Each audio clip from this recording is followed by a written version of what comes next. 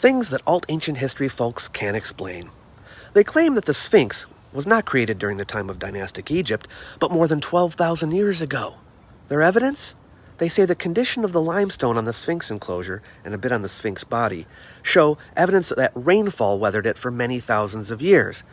But one big problem with that is that geological research has shown that during the African humid period, between 11,000 and 5,500 years ago, the level of the Nile River at Giza was a lot higher, and the Sphinx sits at a very low point, so much so that the Sphinx enclosure would have been full of water. That situation lasted thousands of years. So how is it that rain could have made those weathering marks? Does it rain underwater? And a weak limestone object like this sitting in the river and being assailed constantly by its flow would have been worn down much more than it is. The neck is particularly weak. So why is most of the Sphinx still there? Things that alt-ancient history folks can't explain. Baalbek in Lebanon is famous for its well-preserved remains of the great Jupiter sanctuary. Scientific research has been conducted there since 1900, and the consensus is that the sanctuary is a product of the Roman period. But ancient astronaut theorists and Atlantis proponents say that there's no way that the Romans had the capability to put into place the 3 large stone blocks found in the wall of the sanctuary, because they weigh 800 tons apiece. They conclude that the stones were put there by a lost ancient civilization more than 10,000 years before that. But archaeologists excavated a sounding in the sanctuary, and at the bottom found the remains of a much older hill settlement below. Remains there identified it as coming from the pre-pottery Neolithic B period, and carbon dates came out to the 8th millennium BCE. So my question is, how did they build the village underneath the stone structure? It must have been very cramped under there. Things that alternative ancient history folks are unable to explain. People who believe in a lost advanced civilization that existed during the last ice age and was destroyed in a cataclysm say that this civilization spanned the continents. But genetic research has shown that people in the Americas were genetically isolated from the rest of the world in the very period that this civilization was supposed to have existed. Geneticists have been able to determine that indigenous Americans were formed from a single founding population that came from Siberia in East Asia. Then, when North Americans and South Americans split, the ones traveling south got a small influx of genes from people coming from Australasia. It was supposedly after this, during a long stretch of time, when America was completely genetically isolated, that the supposed lost civilization reached its heyday. How can there be genetic isolation of 2 continents from the old world at a time when global cultural sharing was supposed to be occurring? Things that alternative ancient history folks can't explain. You'll hear people deny that the Great Pyramid of Giza was built during the reign of the Egyptian king Khufu. They will tell you it was built long before then. But within the Great Pyramid and the relieving chambers above the king's chamber have been found hieroglyphic markings in red ochre left by the workers who put the stones into place, written 12 to 15 times as the name of Khufu. Some argue that these markings are forgeries put there in 1837 to make it seem like Khufu's men built the pyramid. But how is it that Khufu's name comes in forms that are correct, but which were not known by us until quite a while after 1837? And how is it that many of the markings are in places that haven't been accessible since the pyramid was built? I sure would love to hear an explanation for that. Things alt-ancient history people can't explain. One of their strongest pieces of evidence for the accuracy of myth is that the Greek philosopher Plato knew exactly when the destruction of Atlantis happened, 9,000 years before the time of the Greek sage Solon. And this coincides with the Younger Dryas period catastrophe discovered by scientists. Whoa! But there was a long period of time from the destruction of Atlantis until the reinvention of writing.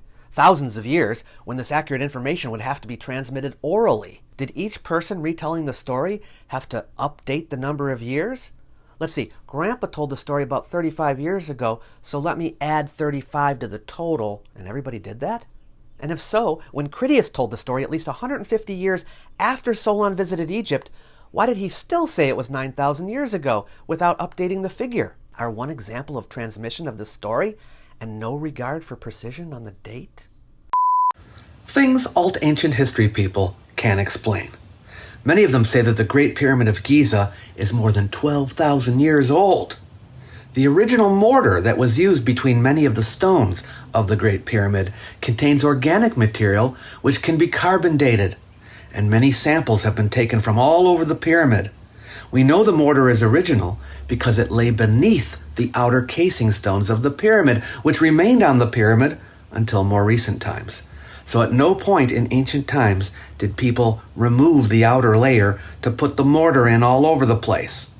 That means the mortar was there at the time of construction. Carbon dating of the mortar came out to 4,800 to 4,600 years old. Can any believer in an older Great Pyramid provide an explanation for this? Things alt-ancient history people can't explain. Those who think Atlantis was real point out the astounding accuracy of Plato about what happened. Sure, he may not have gotten the part right about Athens being in a war with Atlantis, and yeah, the story's probably not right about the Greek soldiers being swallowed by the earth that day, and yeah, Atlantis may not have sunk into the sea, but the sea actually rose over it. But one thing it did get right is the date. 9,000 years before the time of the Athenian statesman Solon. That's 11,600 years ago. And look, science is showing that a comet impact happened right around that time, 12,850 years ago. Can these people explain how the impact caused Atlantis to be destroyed in a deluge on a single day more than 1,000 years after the impact? Things alt-ancient history people can't explain. The Pumapunku at Tiwanaku in Bolivia is believed by alternative history proponents to be more than 12,000 years old. But carbon dates taken from organic remains laid down during construction of the building have indicated a date no more than 1,500 years old for the beginning of construction. But the alt history folks say, hey, that organic material could have been thrown in there at any time. You can't trust that. On the other hand, Gunung Padang in Indonesia is also the site of a building that alternative history proponents believe is just as old. Carbon dates of some soil that was in the vicinity of what looked like could be a human construction, based on radar images, were shown to be 20,000 years old. These dates were embraced by the alt history community as solid proof. Why are carbon dates taken from soil fill near what may be an artificial construction better than carbon dates taken within the actual construction layers of a methodically excavated visible building? Things alternative ancient history promoters can't explain. They say that certain ancient objects are out of place and that the times they're dated to are wrong. Archaeologists and historians have many methods for dating artifacts and buildings. Absolute dating methods such as carbon dating, dendrochronology, thermoluminescence, and optically stimulated luminescence, obsidian hydration dating, archaeomagnetic dating, amino acid racemization. And then there's relative dating methods such as stratigraphy, typological sequence dating, linguistic dating, genetic dating, astronomical dating, and historical chronology. And all of these work together to corroborate each other. So I asked those who want to date objects to a far earlier time period, how have you determined that this is the time these objects come from? What are your methods for dating artifacts? I ask because I haven't been able to find them discussed anywhere. Things alternative ancient history purveyors can't explain. Many of them point to Egyptian sarcophagi, or statues, that have badly written hieroglyphs on them, asserting that this is scientific evidence that the makers of the stone objects come from a different and far earlier civilization than the one that wrote the terrible hieroglyphs, which would be dynastic Egypt. Civilizations, they say, can be identified by the quality of their work. But if dynastic Egypt was capable of only poor hieroglyphs, how do they explain the countless examples of beautiful and amazing hieroglyphs from ancient Egypt? It makes more sense to think that Egyptians had good work and shoddy work, just as we have today, rather than only one or the other. But maybe I'm missing something, and they can explain why they think that both poor hieroglyphs and well-made hieroglyphs couldn't possibly coexist in the same civilization, or that great stonework and terrible stonework couldn't possibly coexist. Things alternative ancient history purveyors can't explain. If new things are being found in the ground every year in archaeology, why do ancient astronaut theorists and Atlantis proponents prefer to cite sources from the 19th and early 20th centuries over those written in the last 100 years? I mean, there's some good information still to be found in such sources, but surely none of those writers know anything about any of the discoveries that have been made since then, nor any of the scientific analyses that have been done since then. So why are the newer studies almost completely ignored while the more primitive research is held up on a pedestal? Isn't this akin to basing medical practice on medical sources from the 1800s over modern medical sources? It'd be nice to have an explanation for that. Things alternative ancient history promoters can't explain. They say that academics don't want to update history because they derive power from the current version of history. How so? Is there something about that history that imbibes them with power? I mean, I teach history in college, and whenever the textbook gets updated, which is often, I don't lose any power. I just teach the new information. Or are the alt history people referring to the power to make the textbooks in the first place? Textbook writers are chosen by publishing companies, and there are many textbooks that compete with each other. It's a free market, at least here in America. And teachers in college, anyway, are usually allowed to choose whatever textbook they want for their classes. So I'm really trying to figure out how academics derive power from the current version of history and wouldn't from any other versions. Things alternative ancient history promoters can't explain.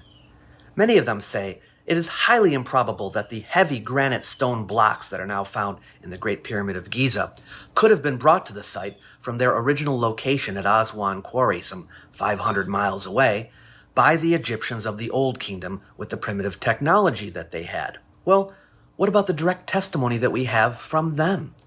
Weni the Elder, an Old Kingdom court official, writes in his autobiography that he brought granite portal stones, granite lintels, a granite false door, and the basalt sarcophagus for the Pyramid of Merenra in Saqqara, just a stone's throw from Giza, from Aswan.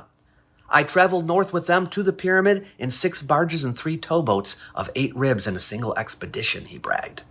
He also speaks of later building 3 barges and 4 towboats and loading them with granite blocks for the pyramid. How do the skeptics explain this testimony? Answers are welcome. Things alternative ancient history purveyors can't explain.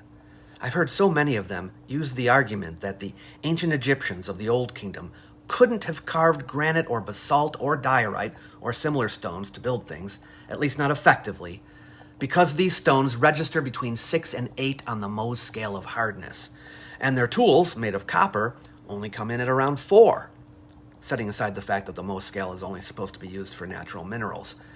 Even iron is lower on the scale than these stones. So what I'm hoping they can explain for me is, if the Mohs scale determines what substance can carve another, why is it that glass, which is a 6 on the Mohs scale, can be broken so easily? How is it possible to break a diamond, which is a 10 on the Mohs scale, with a single hit from an iron hammer? I know the answer, but my answer contradicts the use of a hardness scale to determine what can chip away stone. So I'm interested in their alternative answer. Please help me out. Things alternative ancient history purveyors can't explain. Some of them say that certain significant numbers are encoded in ancient structures, such as the Great Pyramid of Giza.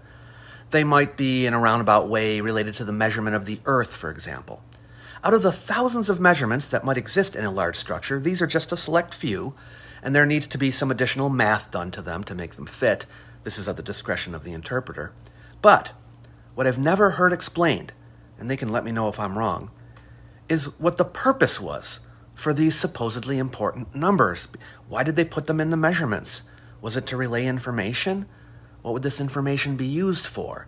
And why was this important information unlabeled? Was it meant to be hidden? And if so, why?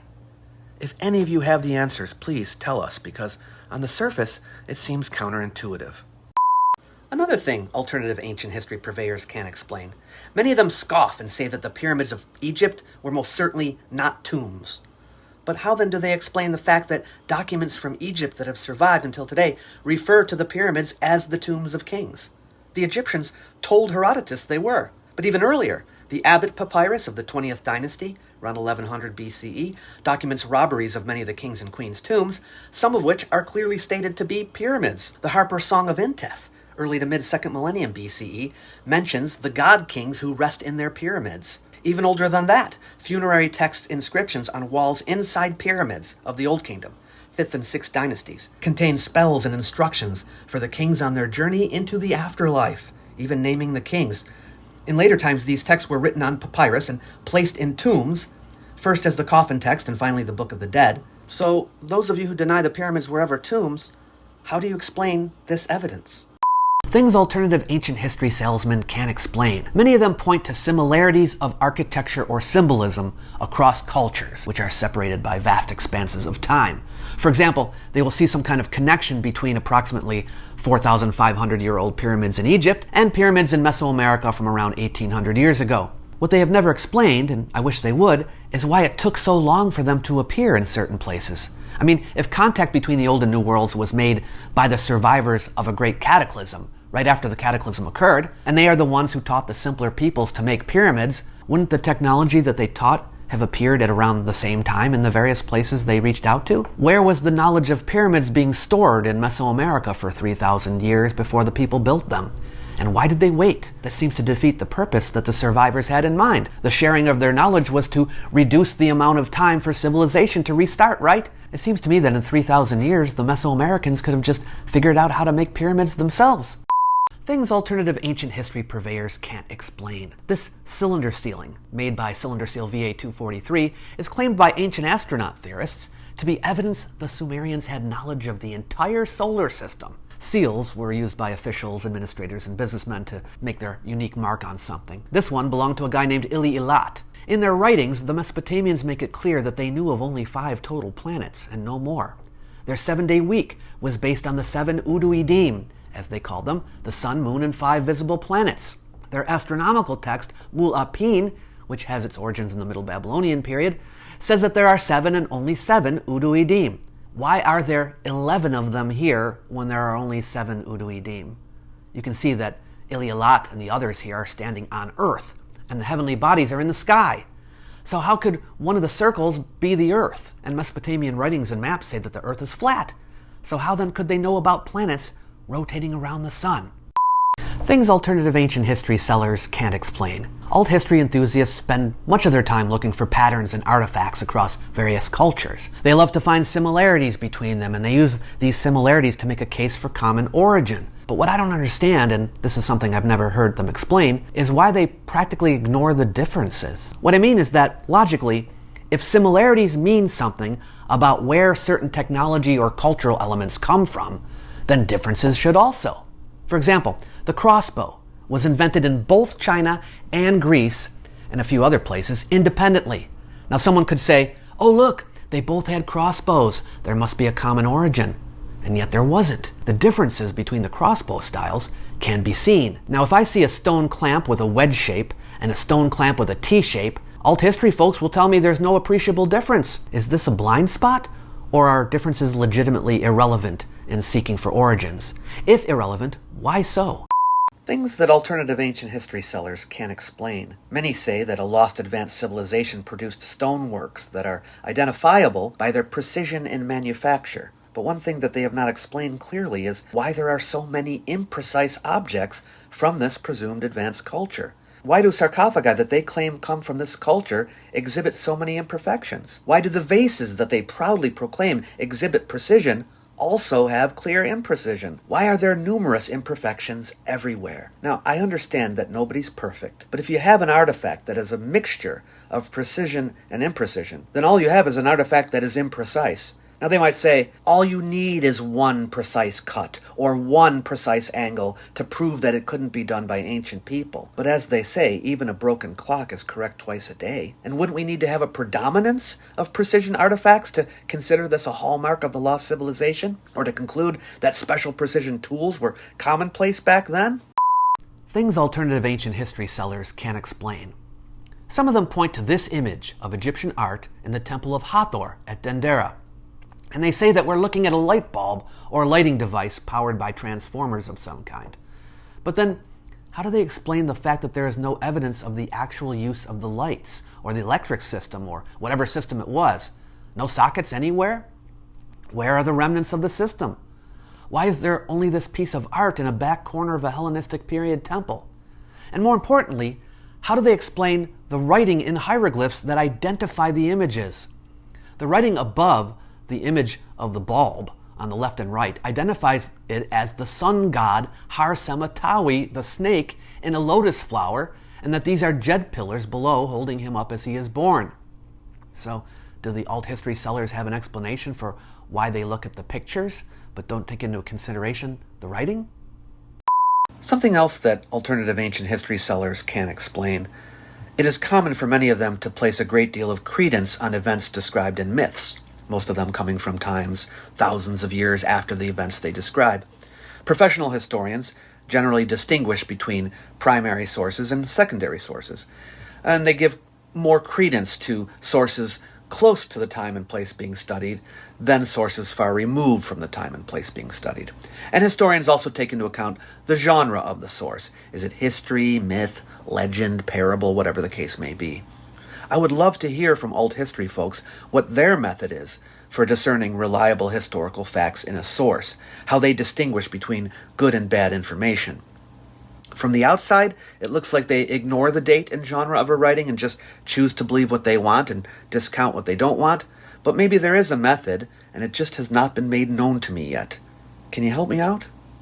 Things that alternative ancient history promoters can't explain. Several people have told me that the Inca themselves stated that the great architectural achievements of their culture, such as Sacsayhuaman, Cusco, and Ollantaytambo, are from an advanced culture that preceded them. Well, how do they explain the testimony of 16th century Spanish conquistador Pedro Cieza de Leon, who wrote in his Crónicas del Perú that the Inca told him that they had built Sacsayhuaman and Cusco, even providing details about it? According to the chronicler Sarmiento de Gamboa, the Inca ruler Pachacuti built Ollantaytambo, while Garcilaso de la Vega attributes the construction to Viracocha, but either way, the Inca told them that an Inca ruler built it. I have not seen any testimonies from the Inca that say that these places were built by others. Maybe the alt history folks are getting confused with Tiwanaku? If they can show us where the Inca say this about Sacsayhuaman, Cusco, and Ollantaytambo, we would love to see it. But even so, how do they explain this other testimony?